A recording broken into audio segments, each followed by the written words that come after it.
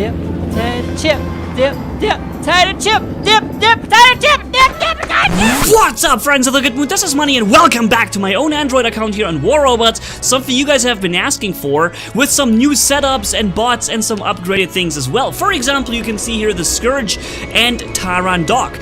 Both weapons bypass energy shields. One is for long range, one is for short range. Quite an interesting combination if you ask me. And later you're actually going to even see an Haichi with Tarans on my account, because I have this guy forever and I haven't used it in such a long time, for 3 or 4 months or so. You see this RDB Griffin jumping at me. He's got 500 meters range, and I know I just have to stay slightly out of his range and he won't be able to deal any damage to me.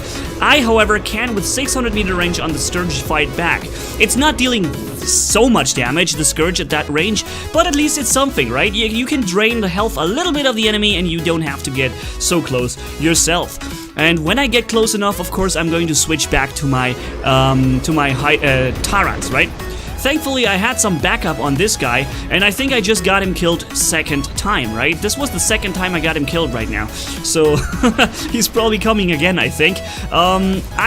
This sniper over there with the trebuchet, he has already hit me twice. Most of the damage I've taken was pretty much just him, and there's little I can do about it. He's just out of my Scourge range, but at least I can, deal a little bit of damage, bait him to jump, switch to Tarans, and eliminate him really quickly. You can see here, he fired some aphids at me, right? In case somebody is shooting aphids at you guys, try to walk backwards from the aphid away in a slight angle.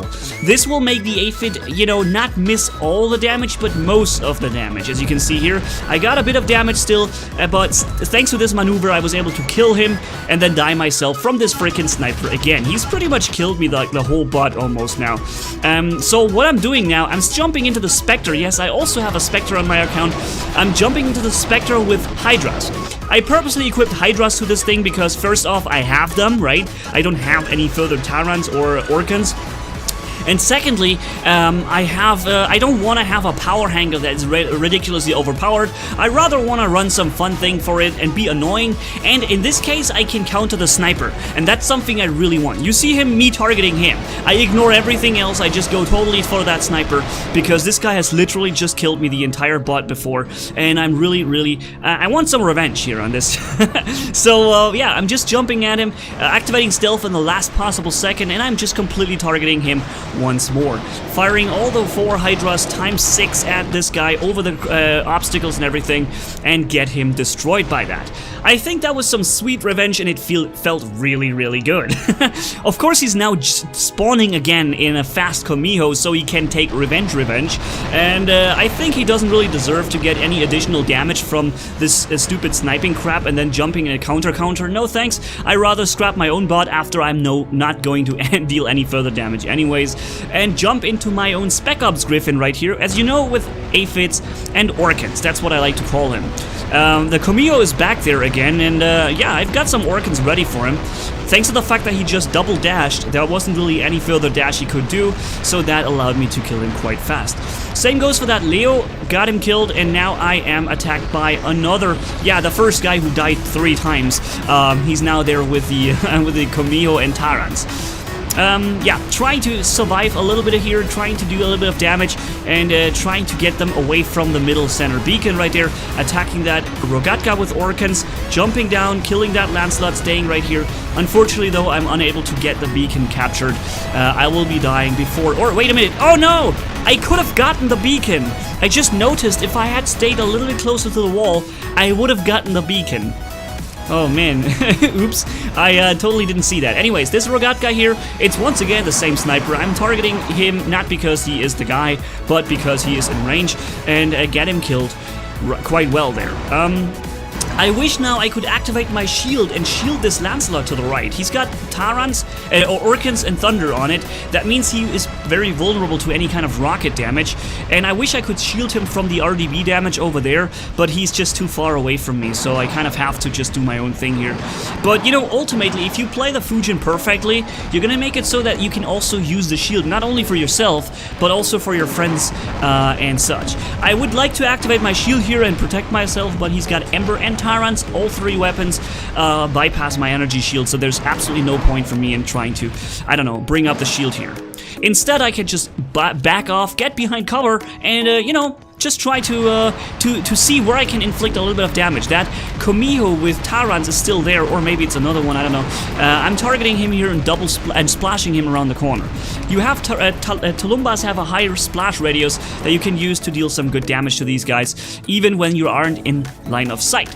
As you probably noticed, guys, I'm trying to give you a little bit of a strategy analysis as well here, not just playing, but also explaining to you guys what I'm thinking about, you know, every little action I'm doing here, so that you guys might understand my motives. Is that the right word to use here? My strategy probably is better. So there's the Komiho with Tarans again. He's extremely careful now. I think it's his last bot, because I've killed 3 before. He probably lost to somewhere else. And he's playing this bot insanely careful. As soon as he gets like 1 guy firing at him, he already dashes behind cover. And that's why he's still alive.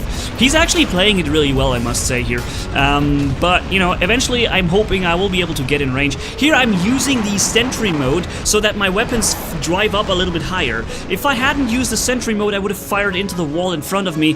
And because of the fact that I used the sentry mode, I was able to fire over the ground and not get my rocket stuck there. Here I once again got the Komiho, but it's just so hard to target him because as soon as you fire at him, he dashes away. It's like impossible to actually deal some damage to this guy here. As soon as I notice here spirals and hydras coming at me, I simply drop my bring up my shield. So a hydra spiral bot really can't go through the shield of a Fujin. There's just too much shielding on it, and I however have the ability to fire back at him here with 500 meters splash range of the Tulumbas. Got him again, and now there is this Galahad that I need to get rid of really quickly because he's got energy weapons and they go through my energy shield. So I got rid of him here, and this guy's slightly out of range, can't really do much. But, oh, it was the second last spot. See that? The Komiho was actually not his last spot. He's now in a Garrett. I thought I could get him in range, but he just, he's so fast with this thing. I can't get him. But the Lancelot has been taking care of it. And here's an example of why I think the Fujin really needs an overhaul. It is so terrible when you shoot at somebody. Look, every other bot would be able to hit him. Every other bot in the game would not hit the ground. The Fujin fires from so low down that all rockets, all of them, even though I activated my sentry mode, fire into the ground and not hit him, because you can't manually actually aim, so you have to rely on the stupid targeting system that just stupidly targets the wall or basically the ground, and that's it. So I think the Fujin really needs an overhaul. It needs to be able to fire from a little bit further up above. It needs to be able to regenerate the shield while on the move. I'm not saying it must have the shield on the move, but at least regenerate it while walking. Like, come on, really? So we have gotten 10 kills and almost 1 million damage right here, guys. That is good enough. It's not perfect, but I was happy with this result. This is, by the way, here once again the full account information right now. We're in the Master League, so you know, 1 league up is back in Champions League. I haven't played this account in a while, so we dropped down a little bit in the leagues, but I'm playing this a little bit more right now, so yeah, we're probably gonna get back into the Champions League relatively soon. But the thing that I've noticed is that it doesn't really even matter where you are. In the Champions League, you don't really encounter more Haichis and Bulgazari shock trains as in lower leagues, because there's so many tankers. Like the guy that you can see down there, Mara something, a Cyrillic Russian name, I don't really know how to pronounce it. I know one thing for sure though, he doomed our entire team for the rest of this full battle to fight 5 versus 6, with having the enemy team already 5 points in advance. So not only did he not help our team, he also took an important player slot that would have actually been used by somebody who wants to fight and play, and now it's that here. And he actually has done 0 damage. I looked that up in the statistics later. He just walked into his death, not even firing back at anybody there at the end. Great. I'm terribly sorry to have this sissy player in our team, but I guess if you have 0 skills at the game, then you need to low rank yourself so far down that you have to fight incredibly low level opponents with high level equipment so you can compensate for your missing skills. I guess that's what it is. And if it was up to me, then I would give this player a 7-day ban right here from the game, and next time he does it, 14 days ban. How often do you think he's gonna do that crap? But unfortunately, it's not up to me, and we're gonna have to bear with this situation. And did you know that there are Klingons in the game that can stealth themselves? Do you notice that there is nobody showing in the left corner of the screen? There is no indicator showing you, like this one here to the right, showing you there's an enemy outside of your screen view, right? I'm using these indicators, and I felt completely safe right here. And only after he started firing, he suddenly showed up. His rockets were already on the way when he showed up and as an indicator, and it was way too late for me to react to that. So I kind of lost my bot without having any chance. I don't know why that happened, but his indicator somehow didn't show up. I'm speeding up the Hydra as well because I think it's not as much action for you guys. Ansel shields can't do anything against that. This guy I can... Oh, it's a shock train. Probably... Yep, Bulgazari. Look, we can focus this guy now super amazingly because this is an important target. It has to be killed. It's way too dangerous to be able to roam around freely here. So when I'm targeting him all the time, and I'm sending my rockets to the left side so that they bypass his physical shield. And this way we get him killed quite easily here. I'm getting attacked from behind. Another Lancelot. And yeah, I'm reloading behind the corner and focus down the guy over up on the ledge. It's hard to catch these guys sometimes, but Hydras obviously have the ability to do this, and that's why sometimes it's really helpful to have a bot with Hydras to get some guys who would be otherwise hard to kill. Do you see the enemy team coming with 4 people at once? 2 shielded guys and 2 RDVs? When I saw this, I was like, what? Is that a clan war or what's going on here? In any case, I'm trying to snipe down the RDV Griffin because I can't deal damage to the Ansel shields. But I can certainly target this guy here, and before my rockets are coming in, he's already destroyed. Sending a few more around the corner here, dealing a bit of extra damage, and then I'm getting attacked from behind and killed by the Kumiho with Orkans. He caught me pretty good there and had no way to react, but thankfully I can counter spawn on him, and if he wouldn't be constantly dashing, I could actually hit him. It's so hard to hit these guys with rockets, man, it's so insane. But thankfully he gets destroyed now.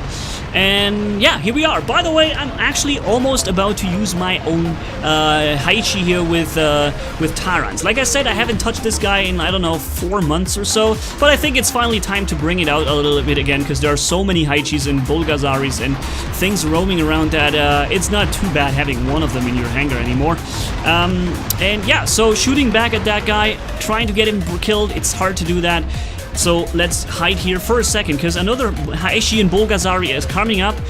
Orkans are regenerating insanely slow. I've already regenerated like 10 seconds of Orkans, and it's only half of my firepower available to me. But anyways, I have to go. I'm jumping on the Haishi, dealing a lot of damage Bulgazari, sorry. Dealing a lot of damage directly to him, because he's vulnerable to Orkans, right? But now I have them both at me, both against me. And now there's a third dashbot coming. Now we have the Kumiho, the Bulgazari, and Haishi. We have all 3 dashbots now against us. The only one is missing is the Strider right now. So I'm getting completely 3-on-1 right now. But this is the moment when I turn the match around, jumping into my own Haishi. Usually, you know, I didn't use it because I know the Haishi is so powerful and it can influence the game so much.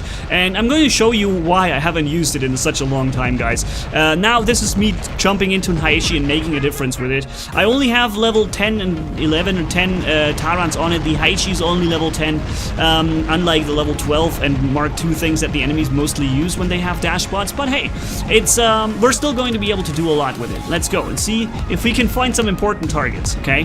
Something with oh, hold on. Thunders are shooting into my flank. Depleting my shield. That was a very useful move by this guy, depleting my shield completely. And thankfully, I can get this Haichi. I want to get him killed, so I'm jumping after him. Also, I'm killing the Bulgazari, and I'm targeting the Kumiho at the same time. So 2 kills already gotten, reloading the Tyrants, and before he can completely dash around the corner, I'm making sure to get him killed. That is a third very important kill. Now, there is a Leo with something, but I don't want to get too close because there's a Plasma Griffin coming up, as you can see here. So I'm just dashing out of his range, trying to make sure I don't get to lose my Haichi without any purpose, right? If I lose it, then at least I want to have a trade-off where I can get a lot of important damage into somebody else. I got in range to him now because I knew his Tyrants were reloading, right? He has fired 8 times with his Tyrant. That means he's reloading, and I could get in and fire 1 more time or 2 twice before he gets around the corner. corner. Getting this Garrett out of the way, Galahad, sorry, and the Plasma Griffin is back, depleting most of his ammo now, and firing at the Lancelot, and now I'm coming back out and dashing around the corner, and yeah, killing this guy too. Now the Leo is back, who can't go through my energy shield, finally. Thankfully, finally a bot who does not go through my energy shield. And yeah, we have just got like 5-6 kills or so. We've turned this around. I'm using the Lancelot as cover right here, so I can deal some damage to this guy. And then I notice, oops, another Lancelot with, of course, Tarans from the side. And I'm almost destroyed now. Unfortunately, 54 HP, but I have my shield still. Now I want to, and here I made a mistake. I dashed out. I wanted to stay here at the wall and fire with my left weapons around the corner and not let them get back at me, right? That would have worked, but unfortunately my dash carried me too far, and I'm outside of the cover, and he got me killed. Damn it! It would have been great, because even with 54 HP, I would have been able to do a lot because the weapons were to the left, right? And I could have corner shooted the guy, but unfortunately that was out of the question right there. I changed the dog a little bit. I now have level 8 Orkans twice, super low level, and 2 times Scourge. And I'm using the Scourge to deal some damage to his frontal bot, because he lost the middle plating on his bot. And I already did a bit of damage there. By the way, the Scourge is gonna be more powerful in the future, because it gets a higher multiplier on dealing damage when close range. He's now reloading his Tarans again. I'm stepping into his shield, and I'm killing the rest of the bot with the Orkans right now. So it's 24 versus 26, and now you're probably slowly realizing why I said that having this other guy in the team that lost us this match without giving us a chance in the beginning, having this guy with us would have been very important, because we would have been able to win this with some amazing gameplay as well. I'm thankfully getting able to, even with my low-level Orkans, destroy that Carnage, because it has low health, and secondly, I had the Komiho to deal damage against the shield first, so that was really good.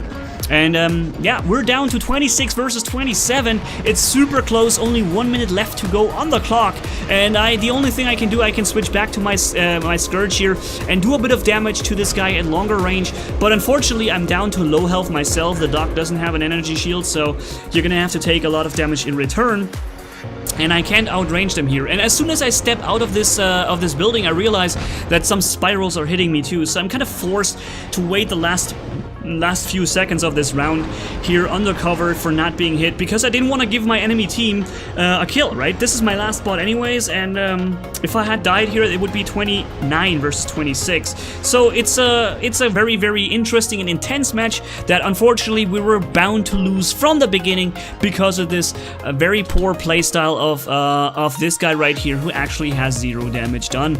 But hey, unfortunately this is sometimes gonna happen, and unless Pixonic is actually going forward doing something actively, like banning these players for a week, or making it so that they receive 0 rewards, 0 something, or sending them to a low priority queue or something. Unless that happens, I don't see why this is going to be stopped, because I'm pretty sure that his high level equipment will be able to be effective against much lower level players in lower leagues, because that's what they do this for, right? I'm hoping that Pixonic is actually going to react to this and doing something for it, because it's been a problem for long enough, and it's not just during events, it's always, and it's like probably one of the biggest factor that drives people away from the game when they have to fight with their level 6 Leo that they just purchased, with level 12. When do you get the Leo? I'm not sure, I don't remember. With their level 6 Leo, they have to fight Haichi's level 12 Mark II, who basically kill their entire team 3 times before you get one of those bots destroyed. That's how it looks sometimes, and it must be dealt with. This situation is unbearable.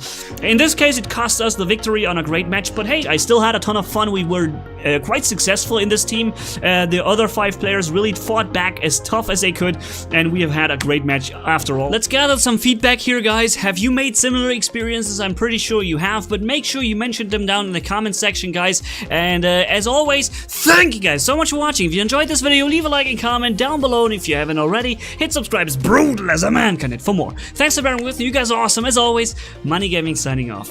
Bye bye.